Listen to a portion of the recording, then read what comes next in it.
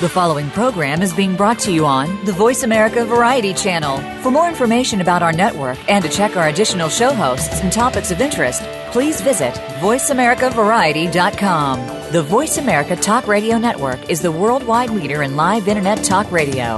Visit voiceamerica.com. The views and ideas expressed on the following program are strictly those of the host or guests and do not necessarily reflect the views and ideas held by the Voice America Talk Radio Network, its staff, and management.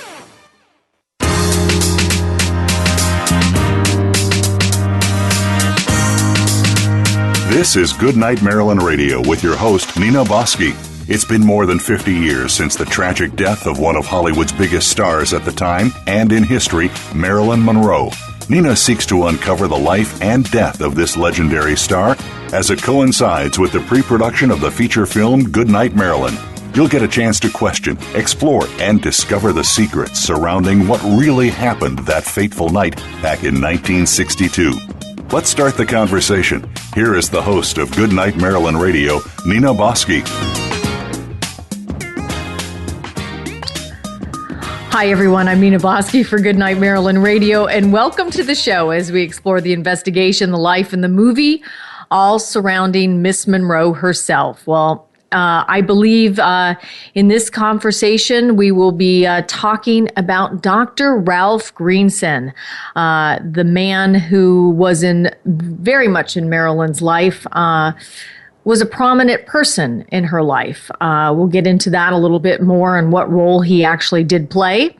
As Goodnight Marilyn fans, you know, we are growing each and every day around the world. And it's because of you in this story that we're really shedding some light about what has happened now 53 years ago. Can you believe it? We are now in historical part of this story.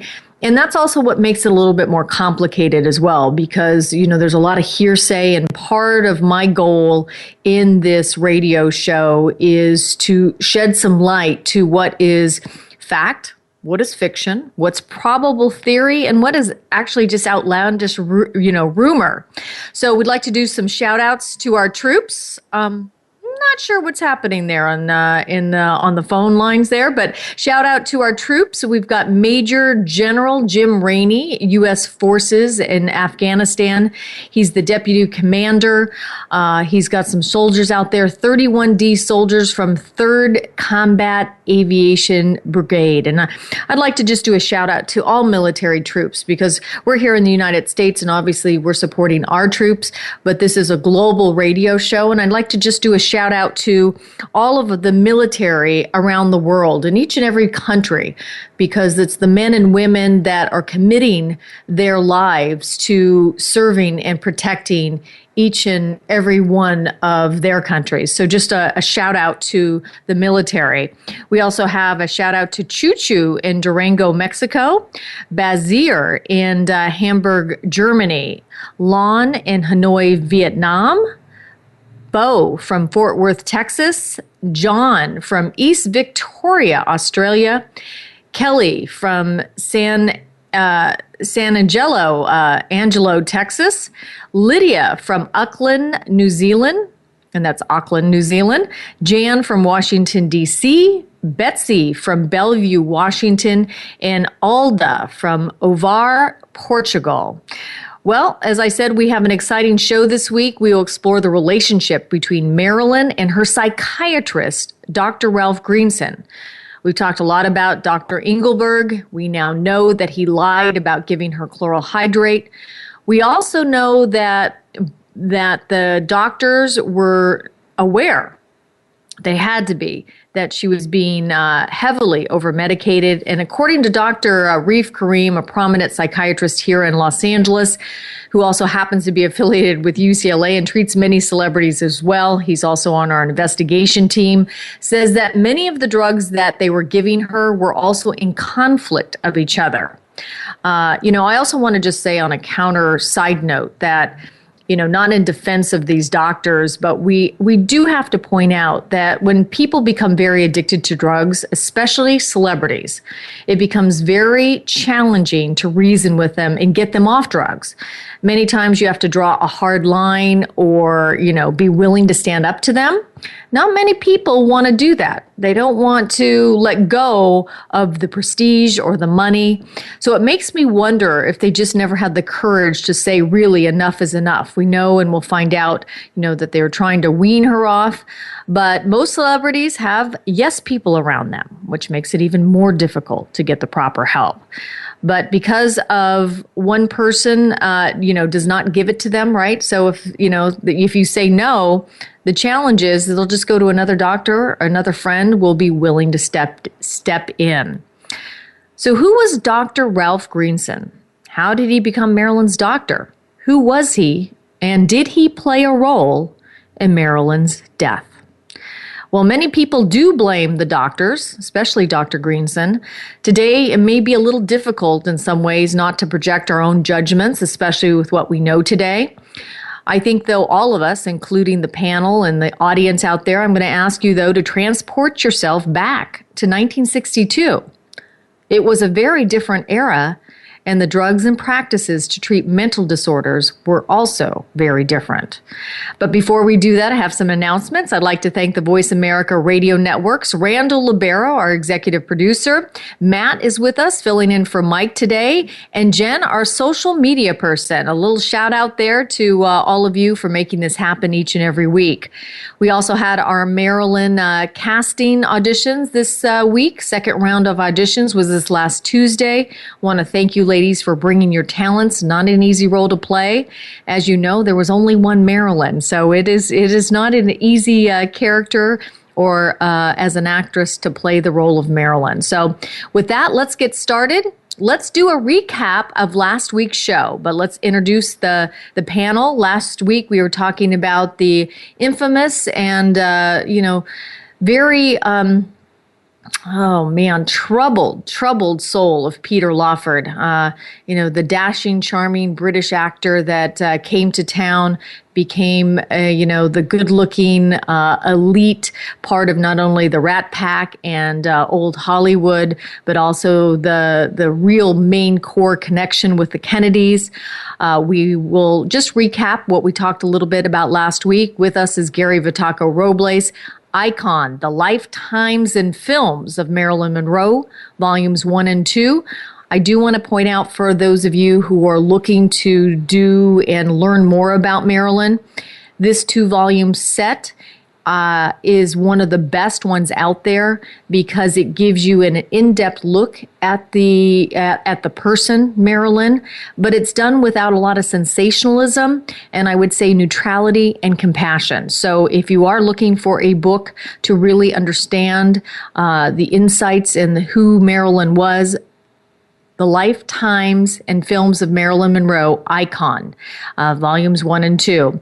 Also like to introduce Mary Jane Gray from Immortal Marilyn. She's the research queen. And for those of you who do not know what Immortal Marilyn is, many of you do, go to immortalmarilyn.com. You can join one of the many, that's a fan club for Marilyn, probably the largest in the world. And they do a lot of research and really communicate with the fans. So I just want to do that shout out because each and every week these two special experts come to us and they have a passion to find the truth just like we're trying to find the truth, and they give their years of expertise to the show. We also have April, and I hope I'm saying your last name right, Via on with us. She called in last week. I didn't realize, though, that she writes and has a blog. And last week she had talked about Peter Lawford, and she also has a lot of other information on her blog, The Unraveling, the Slander of Marilyn Monroe. So I'd like her to recap along with the panel from last week's episode. Welcome, guys, to the show. Thank you, Nina. Hi, Nina. Nice to be back. All right. So, April, let's just start with you for just a moment. You listened to last week's show. What is it that you would like to say in regards to understanding Peter Lawford just a little bit more? I guess the main thing, I'm going to be honest, because as a lot of people know, I try to make my blog posts coincide with the show, whichever topic's coming or you guys have covered. And when I first started researching Lawford last week, I'll be honest with you, I thought he was just a complete dog and that he had tarnished Marilyn's memory. And it was really interesting to go through his interviews and see that his story really didn't change at all from 62 until he died in 84. And I think that's a big thing because most of the stuff we hear about Lawford saying that Marilyn had an affair with Kennedy really comes from Deborah Gould, his third wife of, 8 weeks. So that was a big thing for me to learn. And I think you guys really covered that last week, which was great. Okay, and I also want to just, for those of you that would like to read more about April's blog, it's the Slander of Marilyn Monroe.blogspot. That's slanderofmarilynmonroe.blogspot.com. And, she certainly does her research. She has a lot of newspaper clippings.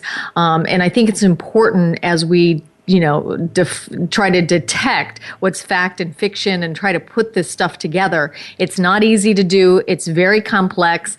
And you guys, all of you, do an excellent job in terms of finding, past clippings, information, letters, etc., so we can start to piece some of this together. So thank you, April, for sharing with us with that. And Gary, you also had a cute story, I think, in terms of Peter Lawford and around Chris Lawford. And if you could share that little moment with us, that would be great.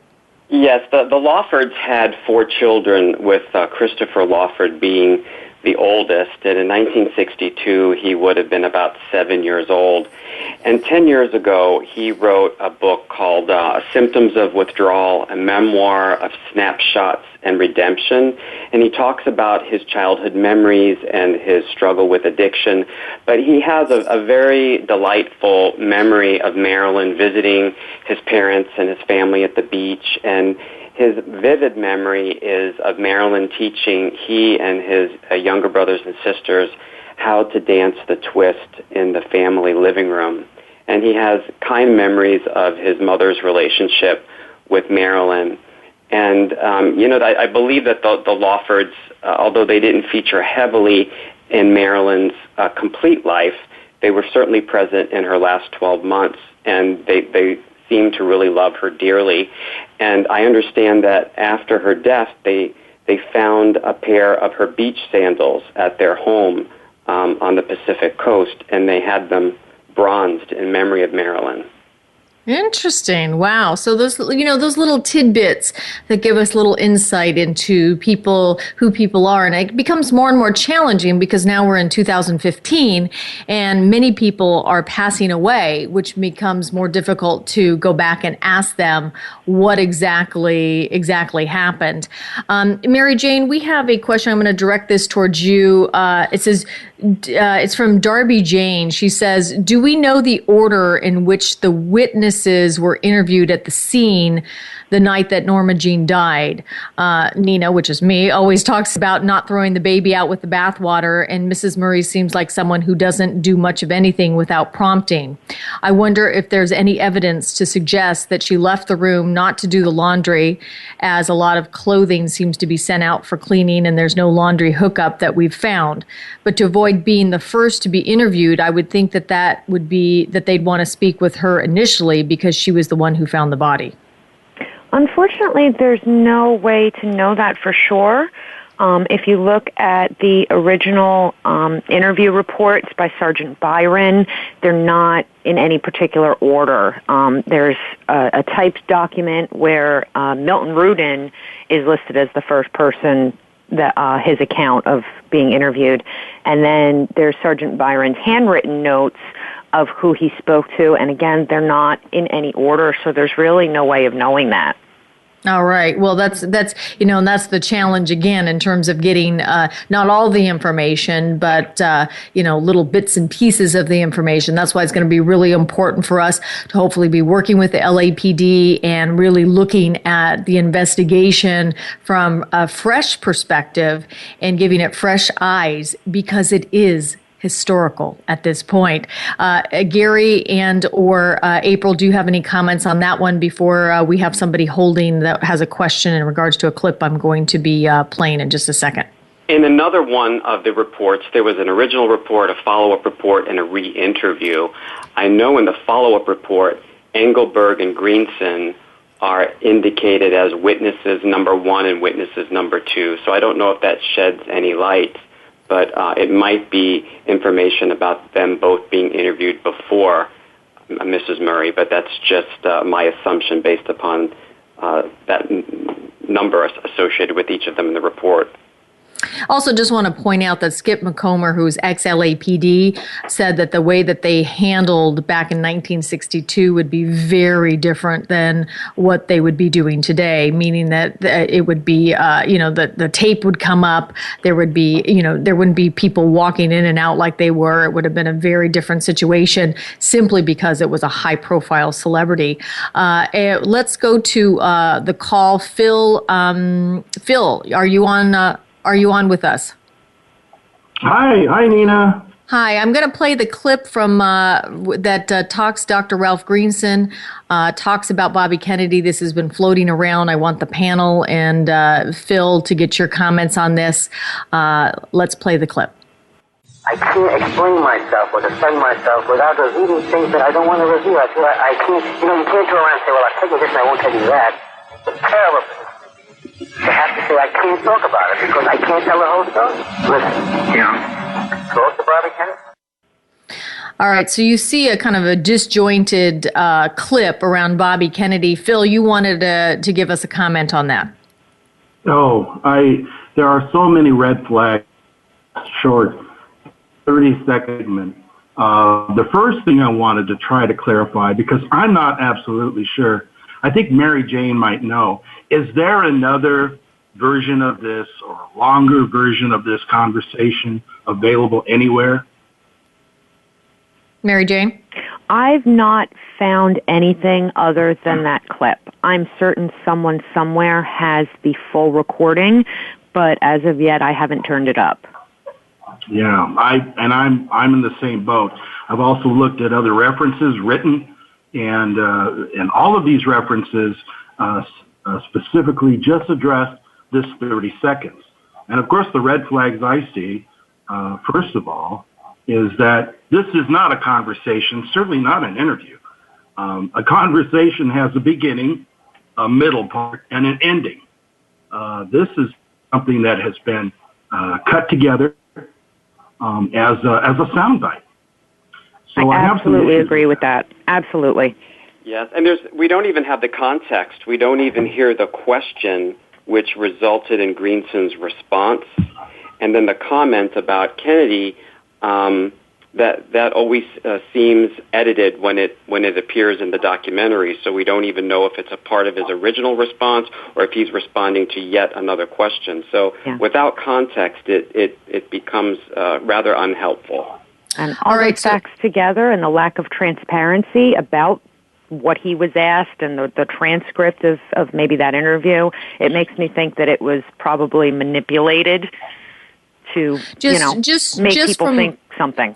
Yeah, well, here's the thing. Just from the perspective of being in audio and being in radio for all these years, right, the chances of it being doctored is highly, highly likely. And I think that just as the panel and the investigation, when we go into the real-life investigation, which this radio show is obviously laying the show for really looking into this stuff, I think that if anybody in terms of our audience can come up where the source is, that would be great. But I think this is going to be one of those things that we have to find out exactly where that source is. It's going to be somewhere someone has that source. So we're going to take a quick break. April, is there one thing you also wanted to say before I know you're departing us, and anything in regards to that as well? I really disagree with the panel. I mean, we don't know the context. As you stated, it's very likely that it could have been set up, that he said something about Bobby, and that it's just, like everyone said, we don't know the context, and it would be great to know what the question was and why Bobby's name was even brought up. Exactly. Phil, great point. Thanks for calling in. We've got to take a quick break, and we will start our conversation all around Dr. Ralph Greenson.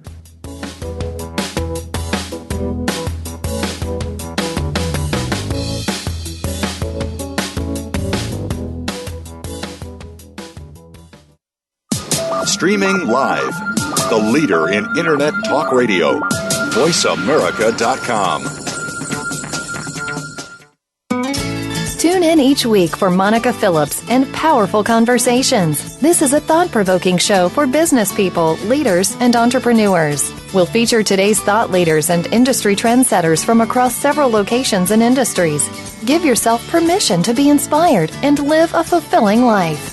Be sure to listen to Powerful Conversations, live every Tuesday at 9 a.m. Pacific Time, 12 noon Eastern Time, on the Voice America Variety Channel.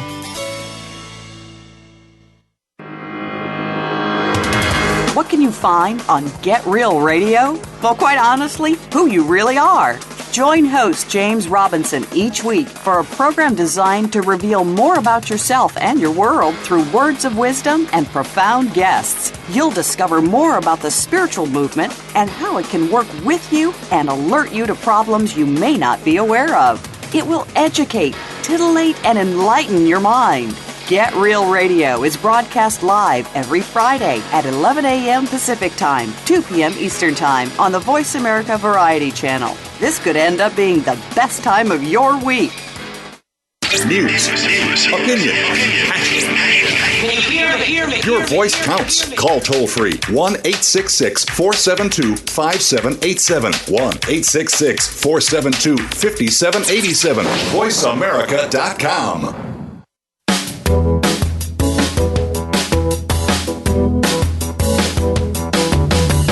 You are listening to Goodnight Marilyn Radio. Help us explore the mystery that is and was Marilyn Monroe.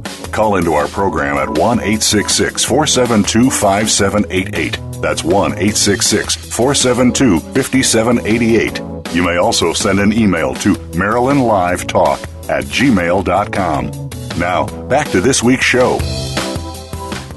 Hi, I'm Greg Schreiner from Marilyn Remembered. Did you know that Marilyn was very, very generous with charities? She loved to support them. She was a big fan of the Arthritis Foundation. She even wrote a pink elephant at Madison Square Garden for the March of Dimes, and her last public appearance was for a charity at Dodgers Stadium. For Goodnight Marilyn Radio and Marilyn Remembered, I'm Greg Schreiner. Hi, everybody. Welcome back to Goodnight Marilyn Radio. I'm Nina Bosky. We are talking about Dr. Ralph Greenson, but we actually have another question. I'm going to see if I can play this clip over my phone. I'm not sure if I can. Let's see if we can do it. It's from, people are wanting to know, it's Lydia from, she's from Arlington, Kentucky, wants to know who Betty Robin was, who claims that she was a personal assistant to Marilyn. So let's see if I can pull up this clip and see if we can play it. She did not voluntarily take her life. Well, I think doctors gave her pills, and she had a bad habit. She had a very large table next to her bed, and I had a stock of pills there. And I assume if she took one or two, she might have been a little confused and taken another one or two.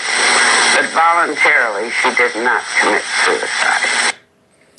All right. I don't know if you were able to hear that. That's actually from my phone, not from the guys in the engineer room. But I did, because we did get a question, wanted to ask the panel, who is this person in Marilyn's life? Did she exist?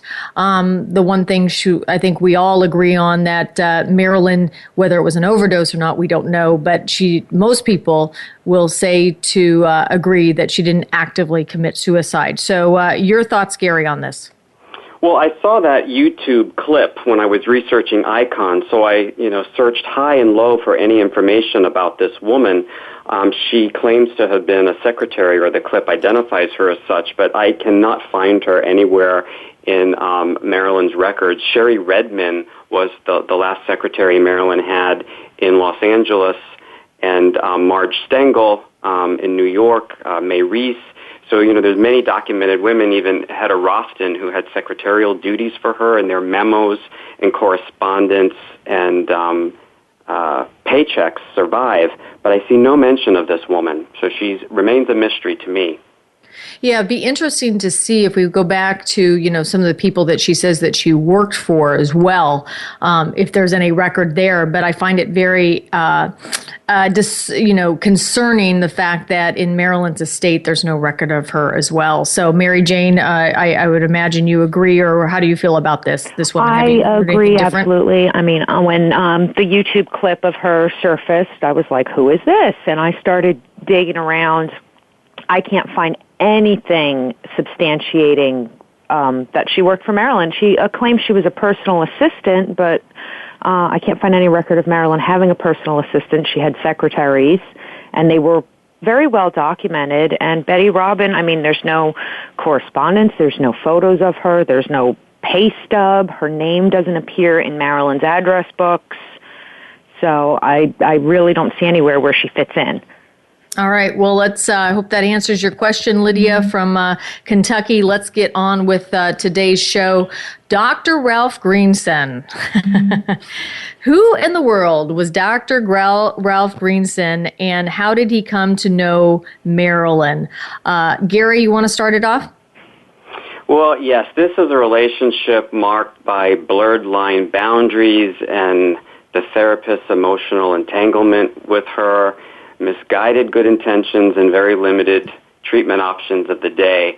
But Marilyn had seen primarily female psychotherapists in her lifetime. She worked with Margaret Hohenberg and Marianne Criss, and he appears as her first male psychoanalysis. And so you could imagine the issues that were now transferred onto him, where Marilyn was working through lots of issues related to her estranged relationship with her mom. Now she has a male, so this kind of elicits the unresolved father abandonment issues and even sexual issues. But he first appears in her life in 1960 when Marilyn goes into crisis on the set of Let's Make Love, likely during her affair to Yves Montand. And Marianne Criss in New York recommended Greenson in Los Angeles. And so when Marilyn took the apartment at the end of 1961 and was spending more time in Los Angeles than New York, he became her primary psychotherapist in place of Marianne Criss, whom she became very angry with for having hospitalized her in 61. So let me ask both of you, and I'll start with you, Mary Jane. Why do you think Dr. Ralph Greenson is such a key figure in Marilyn's life? Let's just start with that question first. Well, people like to look at Marilyn in hindsight. Like, they start looking at her life from the moment of her death and work backwards. And Dr. Greenson features very prominently in the last 2 years of her life. And when you delve a little deeper into the complexities of their relationship, there's a lot of red flags, there's a lot of triggers, and there's a lot of evidence that his treatment of her was really detrimental to her. And from both of your standpoints, right? And for those of people that are first listening in that might not know a lot about Dr. Ralph Greenson and what his practices were, Gary, if you can give people just a little insight. Not only are you an author of Icon, but you're also a mental health professional. So, what exactly, in terms of Ralph Greenson, what were some of his practices that were, would be deemed inappropriate, especially from today's standards? Well, he felt that she was far too fragile to really engage in psychotherapy, so he was doing what he called kind of supportive counseling with her, but this really became parenting her. He believed that she was very lonely and drifting personally, and he tried to create some anchors in her life by inviting her into his personal life and into his home with his wife and adult children, who for the most part still lived at home. So he created like a surrogate family for her and encouraged her to have sessions at the house, which is very unusual. And not only to have not only did he have a soundproof office in his home, but after dinner, she would stay for meals, and she would wash the dishes afterwards. And she was invited over on weekends when he would have chamber music sessions and invite his friends. And so she's a member of his household. She participates in their family gatherings. He sees her almost every day. In fact, the last, from July 1st to August 4th, he has 28 visits with her. Wow. She becomes a member of the family, and then he encourages her to bring people into her life that he designates. So Mrs. Murray, who is the companion / housekeeper, is actually a contact of his. He encourages Marilyn to hire her. Marilyn hires his brother-in-law as her attorney. And Henry Weinstein, who was a good friend of the Greensons, is actually the producer on her last film, Something's Got to Live. So her life is completely enveloped in this cocoon that Greenson has, and he believes that many of her friends are unhealthy for her, so he takes control of her life by replacing them. So, the treatment is not about empowering her to become more independent and to rely upon her own internal resources, and it's not about giving her the skills to cope. It becomes kind of this codependent, enmeshed relationship, and this is really, really unhealthy. And there was a psychiatrist, Stanley Cohen, who actually wrote an article about this for a psychoanalytic journal about 10 years ago. And he really talks about the doctor losing Marilyn as the focus, and his own personal issues now being met through his relationship with her, which horribly compromised her treatment. But you can imagine in working with someone like Marilyn Monroe, who was so charismatic, and it's easy because she's so vulnerable to want to take care of her or protect her. It would be hard not to get caught up, and it doesn't seem like he got much supervision and consultation to help ground him.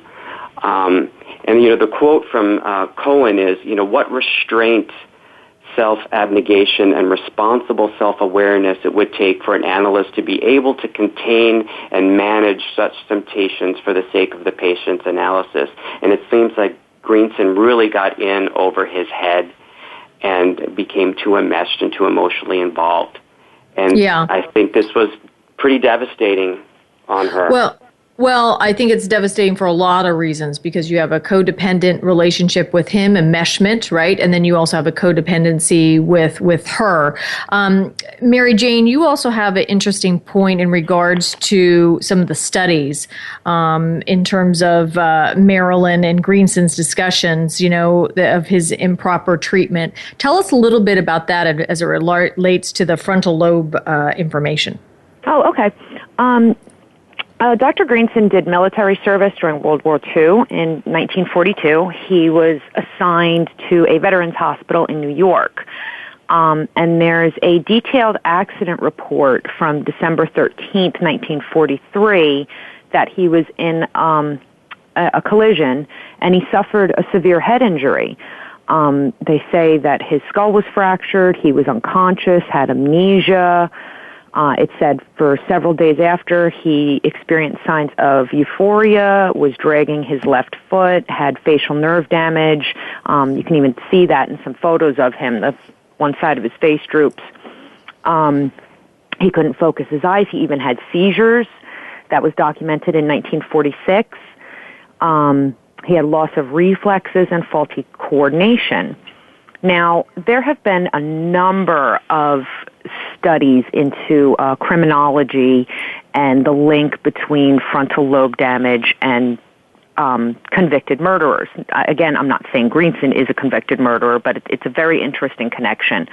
In one study of 70 serial killers that had brain scans done, all 70 showed signs of frontal lobe damage. Another study of 41 convicted murderers showed all 41 had frontal lobe damage. The frontal lobe is responsible for social relations, self-control, planning, judgment, impulse control, ego is all controlled by the frontal lobe. So I would like to see more research done into how Greenson's accident impacted his treatment of his patients later on. Well, I think that's a very interesting point. And Gary, being in the mental health professional, what do you have to say about that in terms of the frontal lobe, importance? Well, yes, that's the basis for impulse control and foresight and reasoning, judgment, consideration of consequences of behavior. And from what I understand, this was a significant injury. I also understand that following the injury, he even had some episodes of mania and grandiosity, which would be, an inflated sense of oneself and of one's power. So this is very interesting, and it would be interesting to see how it impacted his practice with Marilyn and with other patients. Yeah, and he was we have to remember back in 1962, a very high-profile, prominent psychiatrist. Who else did he treat during that time? Frank Sinatra, Vivian Leigh. He was clinical professor of psychiatry at the University of California Medical School. He was dean of training at the LA Institute for Psychoanalysis. Life magazine was consulting with him and interviewed him on articles that I've been able to trace back to the mid-50s. So he was a prominent provider in the Los Angeles area. Yeah, I'm not sure or not, but I think he also treated Cary Grant too. So there was some significant people that he that we don't even know of. And when you start looking at that and the reputation as well, when you use the word codependent, that's my life bite for the week, and we'll pick that up after the break. Mary Jane, is there anything else you want to comment on before we go to the break, and we'll continue the conversation about Dr. Greenson? Just that the same, that I think his relationship with Marilyn was highly inappropriate. And if you look at letters he wrote to Dr. Chris following her death, I mean, there's some stuff in there that's very disturbing from a position of hindsight.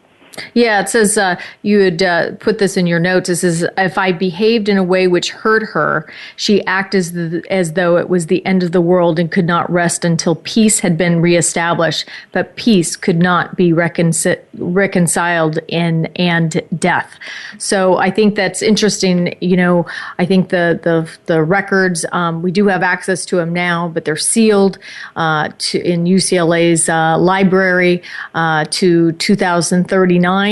Luckily, before they were sealed, we do have access to them. So that's going to be interesting to see what more and more of his files have to say. So as we start the real-life investigation, we're going to take a quick break. We're going to continue our conversation about Dr. Ralph Greenson. My panel is Mary Jane Gray from Immortal Maryland and Gary Vitaco Robles, icon, lifetimes and films of Marilyn Monroe.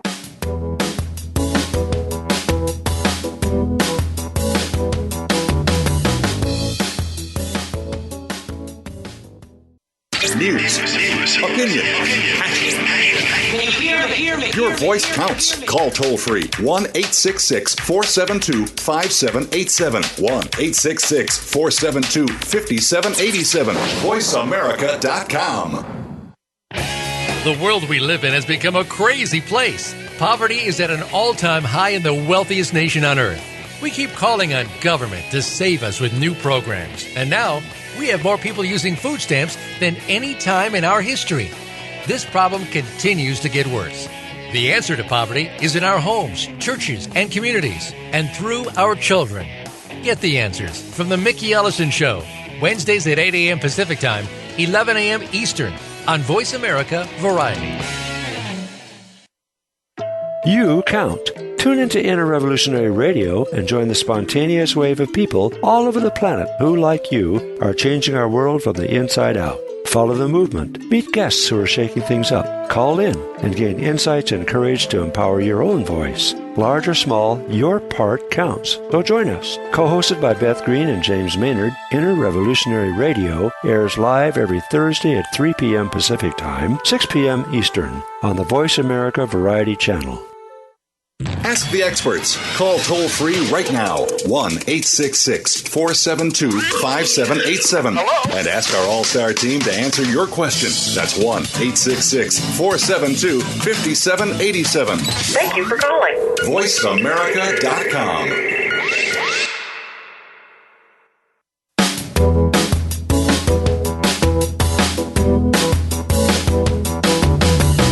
You are listening to Goodnight Marilyn Radio. Help us explore the mystery that is and was Marilyn Monroe.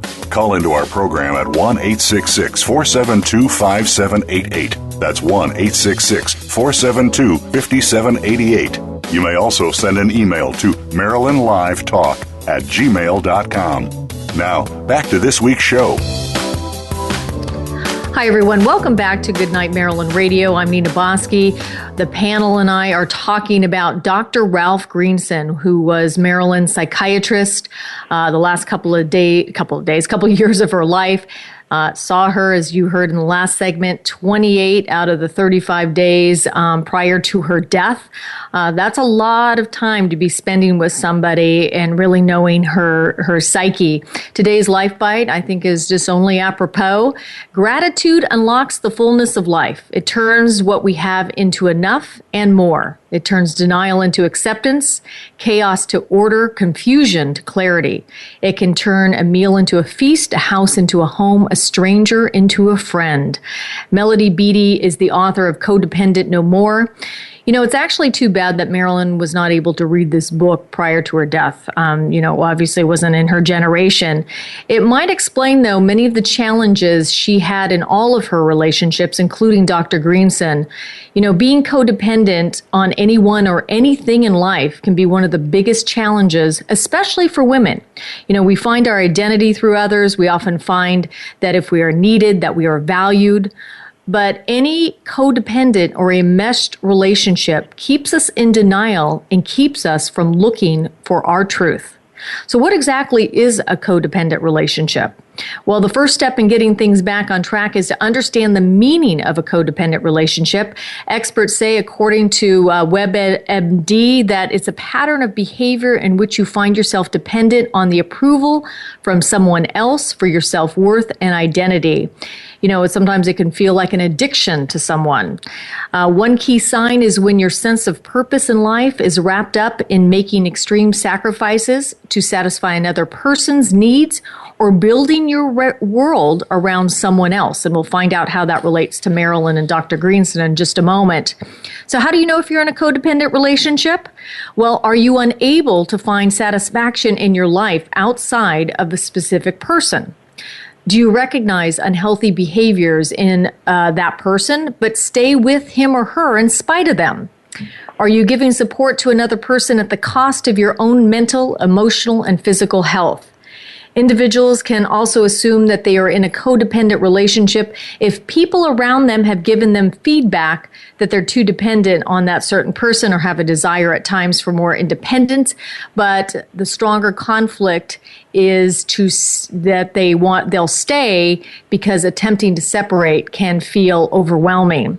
They also feel more anxiety than any other emotion when they're in a relationship, and they spend a lot of time trying to change that person or partner and or trying to conform to their partner's wishes. So Melody Beattie goes on to say, and I find this interesting, she has a blog and it was written on June 1st, 2015, and I find this very interesting as we're talking about Marilyn. It says, "Be who you are. For some of us, this may be frightening. What would happen if we felt what we felt, said what we wanted, became firm about our beliefs and valued what we needed?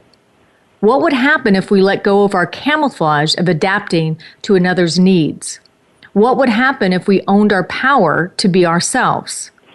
Would people still like us? Would they go away? Would they become angry? There comes a time when we become willing and ready to take that risk, to continue growing and living with ourselves. We realize we must liberate ourselves.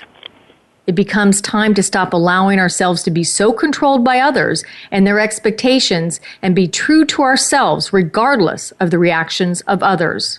Before long, we begin to understand some people may go away, but the relationship would have ended anyway. Some people stay and love and respect us more for taking that risk of being who we are. We begin to achieve intimacy and relationships that work. We discover that who we are has always been good enough. It is who we intended to be. Today, I will own my power of being myself. Wouldn't that be wonderful? I know Marilyn was trying to do that in her life, but how wonderful if she could have achieved it. Gary, in talking about Marilyn and who Dr. Greenson was in her life, we talk about codependency. Was Marilyn getting ready to say goodbye to Dr. Greenson? There has been speculation about that. She had made some statements about resenting his control over her. She seemed to be getting healthier and wanting to be more independent.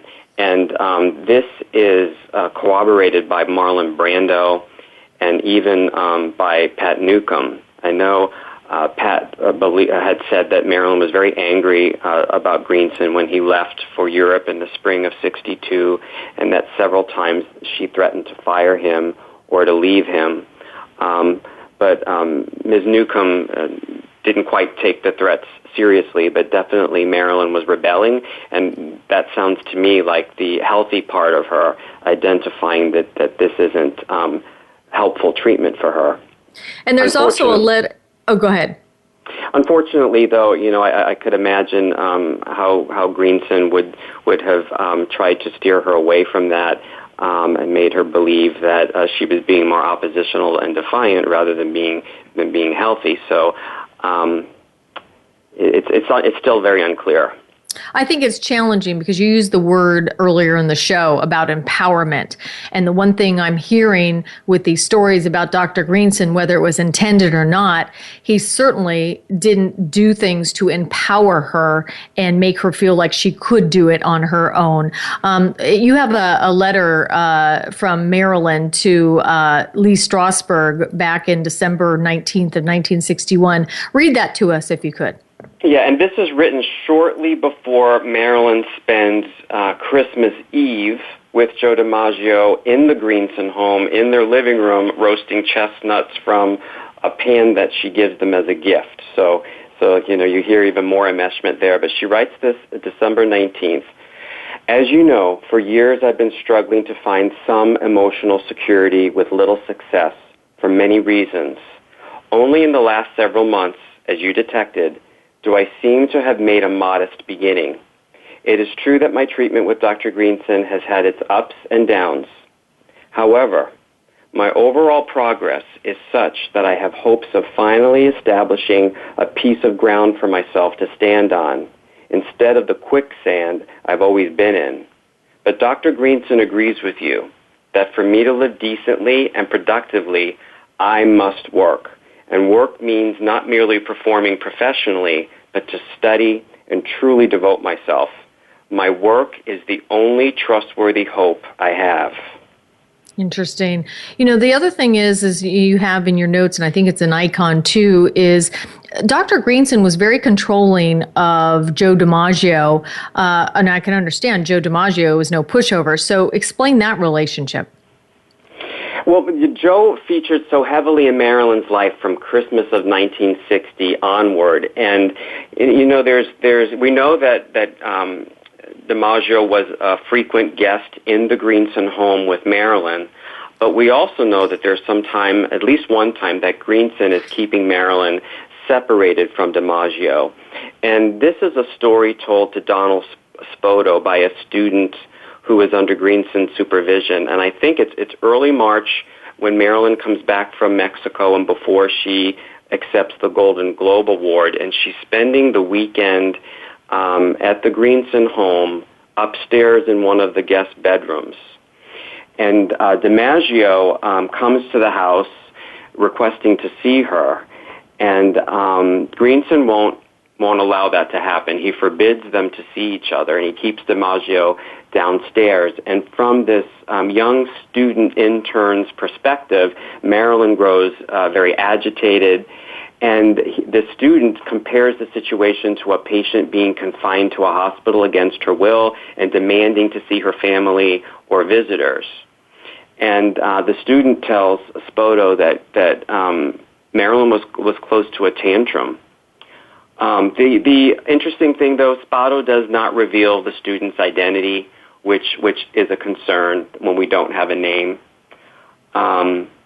Yeah. And we also know that Greenson disapproved of Marilyn's relationship with Sinatra as well. Now, let's talk about that. Yeah, let's talk about that, because that's enmeshment at its best. He's seeing Frank Sinatra, so he knows about his private life, and he's also treating Marilyn. Tell us a little bit about that, because I think that's just, it's unbelievably enmeshed. I don't know if it was the times or what, but I can't believe in today's society that kind of stuff would be, not only is it unethical, you'd probably be brought up on criminal charges yourself. Yeah, there's definitely a conflict of interest in seeing these two people.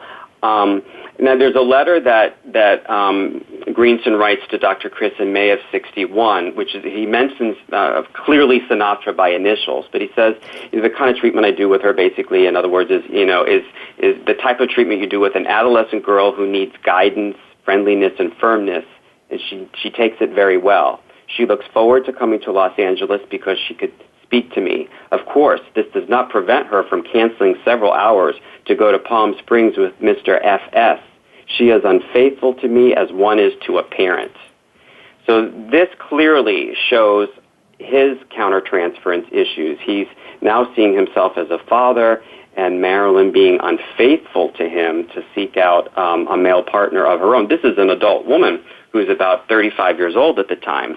And even there's a letter that Marilyn writes to Greenson where she mentions to him the expression on his face whenever she brings up Frank Sinatra.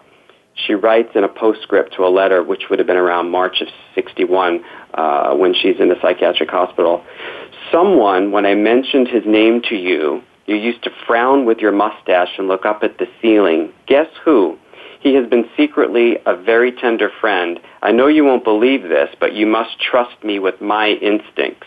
It was sort of a fling on the wing. I had never done that before, but now I have. But he is very unselfish in bed. So here she's even telling her doctor, allow me to trust myself with a person I want to see. Yeah, very, very interesting. And also, like I said, in terms of treatment, there's a whole nother level there that is very fascinating. We're going to continue talking next week about this. We've got a lot to cover with Dr. Greenson. But Mary Jane, you also have another point in terms of the case of Inger Stevens. Tell us a little bit about how there's a connection there, if any. Yeah, I stumbled across this, doing research, and I just found it very interesting. Inger Stevens was an actress who died of a barbiturate overdose in 1970. She was said by her family and friends to be fine, normal, cheerful, looking forward to projects she'd been working on, so they were very confused by where did this overdose suicide come from.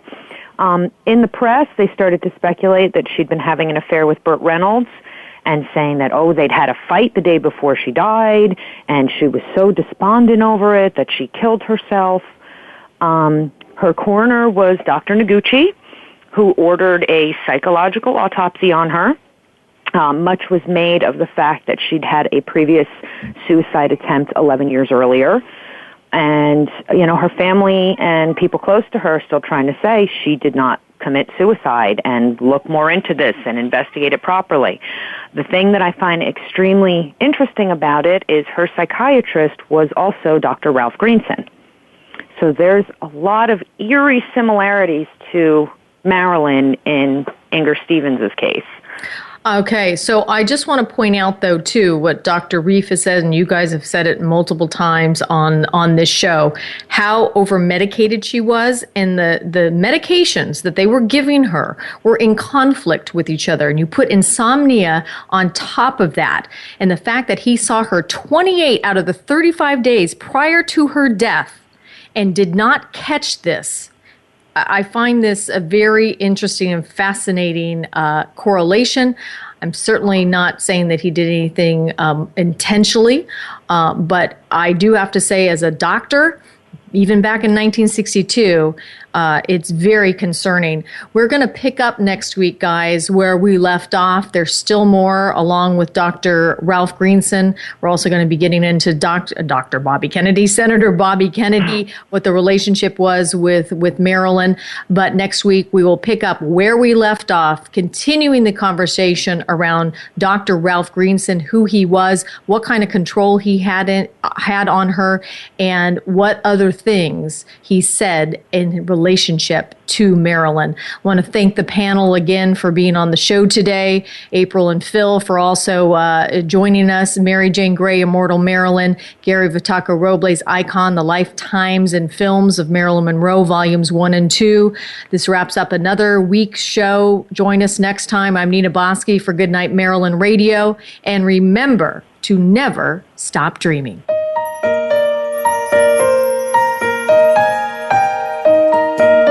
Thank you for joining us for today's show. Goodnight Marilyn Radio with Nina Bosky can be heard live every Friday at 1 p.m. Eastern Time, 10 a.m. Pacific Time on the Voice America Variety Channel. Be sure to tune in again next week.